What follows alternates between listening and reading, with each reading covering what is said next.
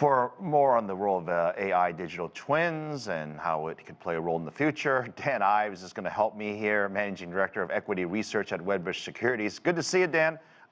Great to see you.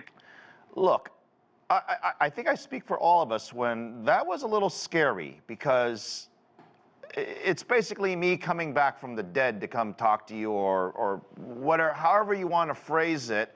People could put words in your mouth. I mean, you can kind of do it now. I guess it's just not in the 3D world. I mean, explain how this is going to be used in the marketplace. Well, I think, look, and this was something we saw at CES, and I think we're seeing in China as well as in the US. I mean, there's an arms race going on around digital twins, artificial intelligence, and a lot of this is really sort of starting to come together with even the metaverse strategy. I think you have clear successes around it, but there's also clear downside and failures. And I think these are some of the things that all need to be figured out before it starts to scale in both the enterprise as well as in the consumer.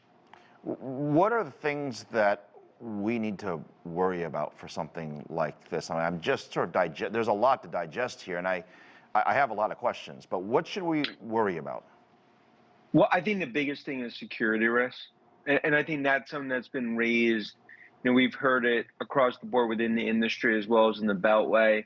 And I think it's an inhibitor when you think about the technology to scale, where you need to get the security and the guardrails, you know, what I think at a point where you feel like there's not going to be threats. Because I think that's the biggest worry, especially as you start to see this get deployed more.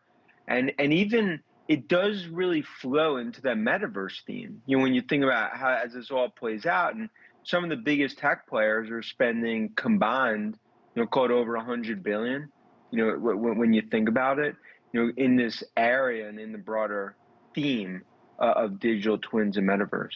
Who's the target market for this type of innovation? Is it companies, or is it individuals like you and I?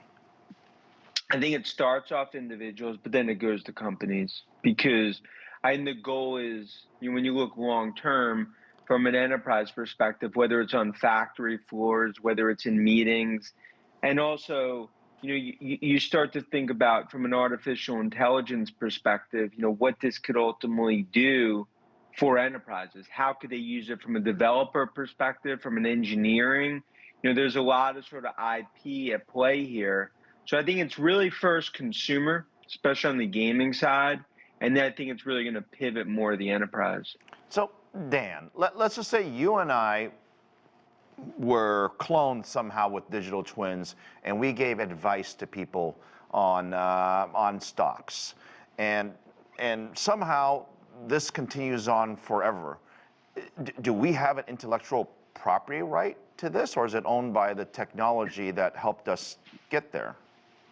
Well, I think there's definitely going to be some IP battles, but I think the goal too, from a digital technology perspective, is that ultimately, you know, on the consumer side, it's really ultimately that individual, that family that would really have the IP rights. So to some extent, even when you think about like what's happening with so many artists selling their music, right, forever, in terms of, you know, what they're going to sell that for, the goal here is that there's IP.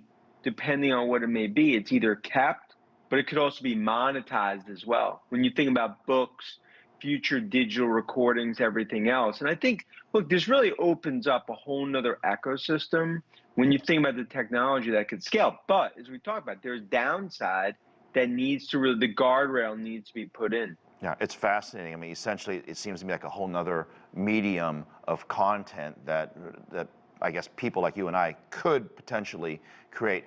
We've got about a little under a minute left. I want to ask you, with what's going on in Amazon and Microsoft and the layoffs we saw in the last couple of weeks, we've been hearing more and more chatter from analysts saying that, hey, things are starting to get serious. And we've talked about this before. I just want to see where you stand on these layoffs in the tech world today. I mean, tech companies were spending like 1980s rock stars for the last decade. I mean, Microsoft added 75,000 since 2019. They're cutting 10,000 now. Clock struck midnight in hypergrowth, so you're starting to see costs reined in. But I wouldn't view this as a code red. In other words, they're really sort of cut costs in an uncertain macro.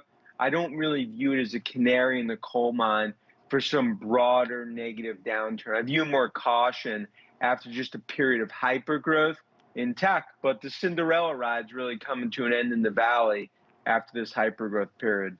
Yeah, and I suspect that we haven't heard the last of these layoffs, and I suspect maybe non-tech companies will be making more announcements as well in the weeks to come during this earnings season. Dan, always good to speak with you. Thanks for Great talk. Thanks. Yeah, thanks for helping us with this.